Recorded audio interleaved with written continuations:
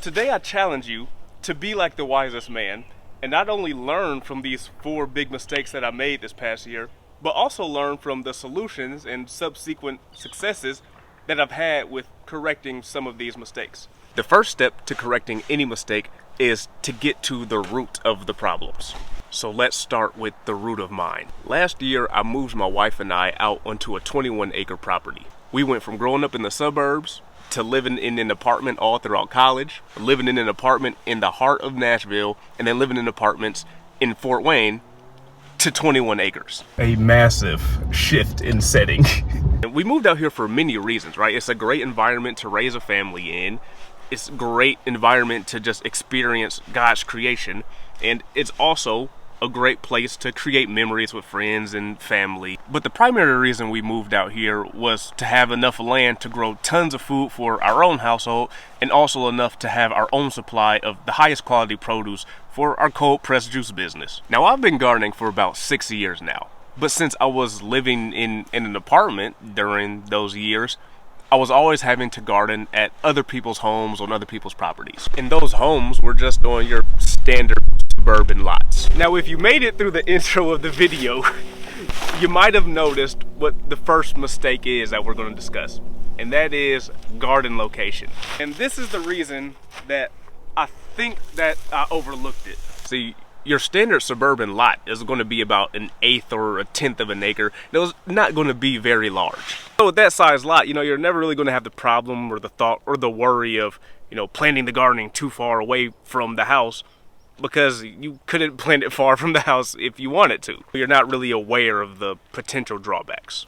What I wasn't fully aware of on those other properties was that quick, easy access to your garden is the best thing ever. The convenience of having a garden right by your house is incredible. And I honestly should have understood that, because God put Adam and Eve in the garden. They lived in that mug. They ain't lived close to it. They lived in it. Which makes sense, because a major part of their job was to tend to work, and to protect the garden. And the closer in proximity you are to your garden, you're just naturally going to spend more time in it. You're naturally going to work in it more. You're naturally going to harvest from it more, because it's right there. Now, I have a small kitchen garden right outside my kitchen, right outside of my house. And I naturally spend just as much time in that little garden as I do this big garden, simply because it's right outside of my house. So to avoid this first mistake, pick a location as close to your house as possible that still gets adequate sunlight.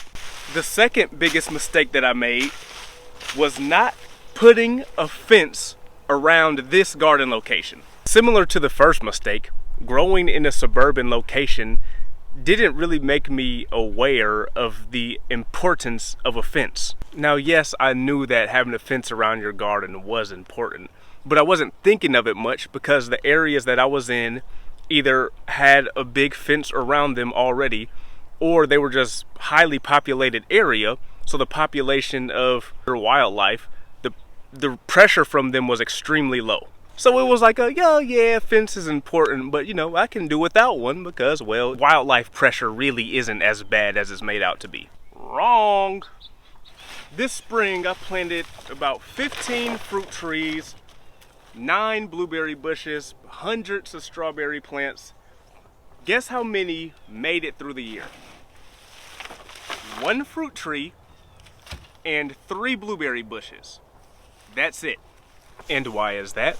The deer out here are insane. It's so many deer out here, and they chew up and rub up on everything. And it really make me mad too, because I'm like, y'all got all this land, all these trees, all these other plants, and you want to come mess with my stuff. But now I wised up a bit and bought some insect netting and protected a lot of my bed, so I still got some crop out of here.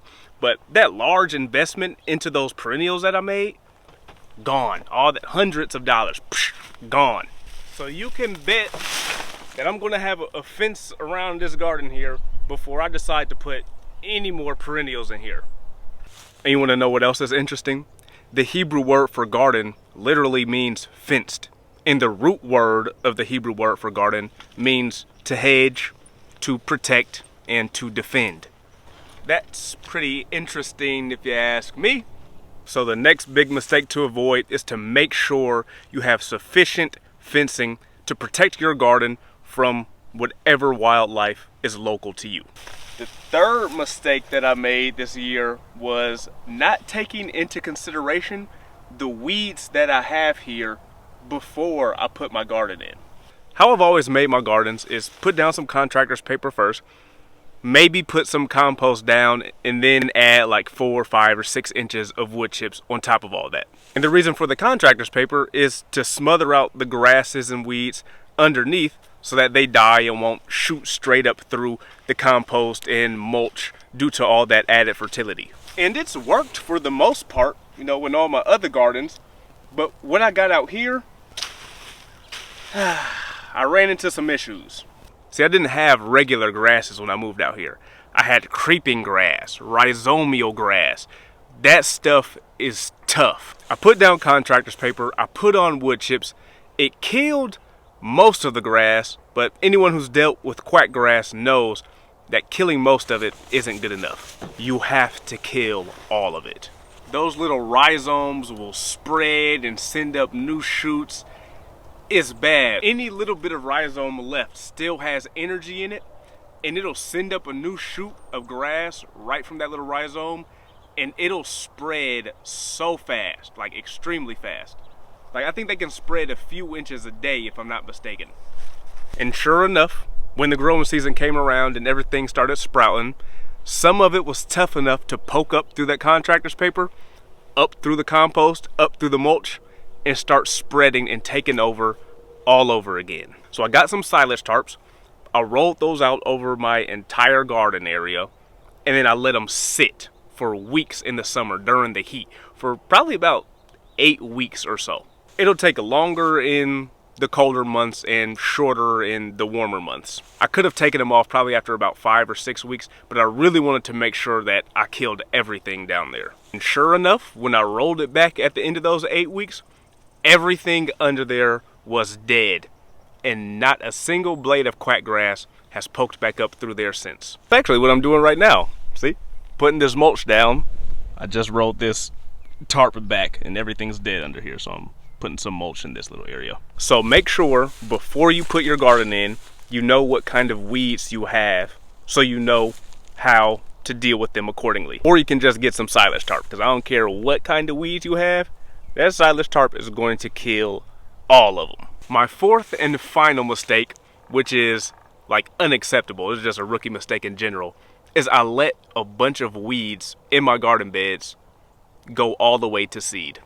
This is me walking down the pathway between some of my beds. I'm in the jungle here. Because I was fighting so much with the problems those other 3 mistakes were causing, I just really didn't have much energy to put into trying to tame weeds in part of the garden that were frankly just taking over. Now, these weeds didn't come in because they came up through the mulch or anything. They actually came in on some compost I brought in, but the compost was free and I knew it had weed seeds and stuff in it, whatever. So it wasn't, you know, anything that I wasn't expecting. I was just so stretched thin that I couldn't tend to them the way they needed to be tended to. And the last thing you want is for your weeds to go to seed, because it'll build up a seed bank and it's going to pose some really big problems. Now, I don't have the entire solution to that problem yet, which, you know, is going to reveal itself next year, but I'm anticipating on certain things to happen, so this is what I'm going to do. That area of the garden where the weeds went to seed, I have silage tarp over right now, but what I'm going to do is roll back the silage tarp here very soon, in the next day or two, and I'm going to let a bunch of rain and snow and everything fall on it throughout these upcoming seasons, and then I'm going to pull the silage tarp back over it. Come April or May, once those weed seeds start sprouting in there, I'm going to give them a chance to germinate.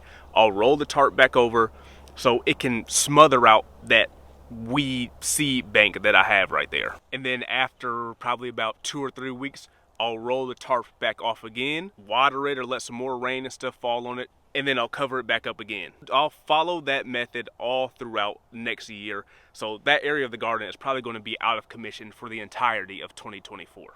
It would be better to just go ahead, get that weed seed bank killed off, take a step back for 2024, so from 2025 on, we can be good to go. Like Jesse at No Till Growers like to say, take a step back so I never have to take a step back again. Sorry you didn't get to see me finish the little mulching and stuff that I was doing. I ran out, so I'm gonna have to finish that up in a day or two.